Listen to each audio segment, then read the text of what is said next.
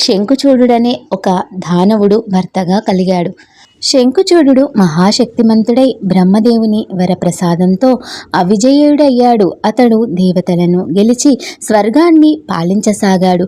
దేవతలు అతనిని ఓడించేందుకు శ్రీ మహావిష్ణువుని ఆశ్రయించారు.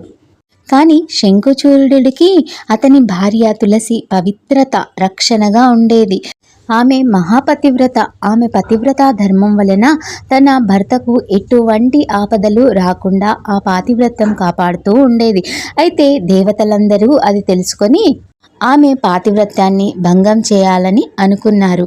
శ్రీ మహావిష్ణువు తులసిని మోసపుచ్చి ఆమె పాతివ్రత్యాన్ని భంగం చేశాడు. ఈ నిజం తెలిసిన తులసి ఆగ్రహంతో శ్రీ మహావిష్ణువుని శపించింది. నా విశ్వాసాన్ని నాశనం చేసిన నీకు శాపం ఇస్తున్నాను. నీవు క్రూర హృదయుడివి. నీవు రాయిగా అంటే శాలిగ్రామంగా మారిపోవాలి అని శాపం ఇచ్చింది. అయితే విష్ణువు ఆమెకు ఆశీర్వదిస్తూ నీ పాతివ్రత్యం కారణంగా నీవు తులసి వృక్షంగా మారి భూలోకాన్ని శోభింపచేస్తావు. నా పూజలో నీకు ప్రాధాన్యం ఉంటుంది.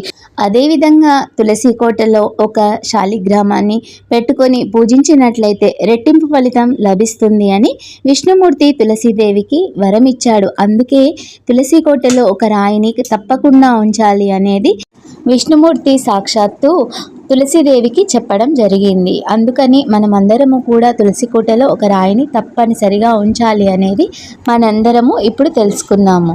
ఈ విధంగా తులసి భూమిపై పవిత్ర వృక్షంగా ఉద్భవించిందని పురాణాల నుండి వచ్చిన మొదటి కథ. ఇంకా రెండో కథకొస్తే సముద్ర మథనంలో తులసీదేవి జననం జరిగింది.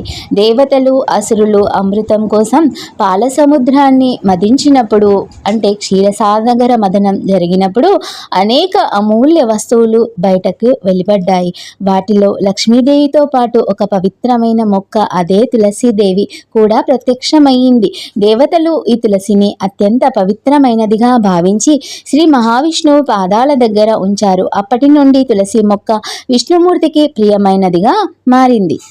ఇక మూడవ కథకి వస్తే వృషభాసురుని కథ. ఇంకో కథ ప్రకారం భూలోకంలో వృషభాసురుడు అనే రాక్షసుడు ఉన్నాడు.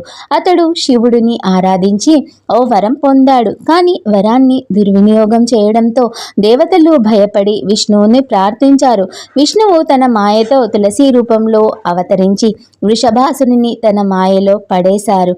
అతని వధ అనంతరం ఆమె తన అసలు రూపానికి మారి భూలోకంలో పవిత్రమైన తులసి వృక్షంగా పరిణమించిందని ఈ కథనం ప్రకారం తెలుసుకోవచ్చు. తులసీదేవిని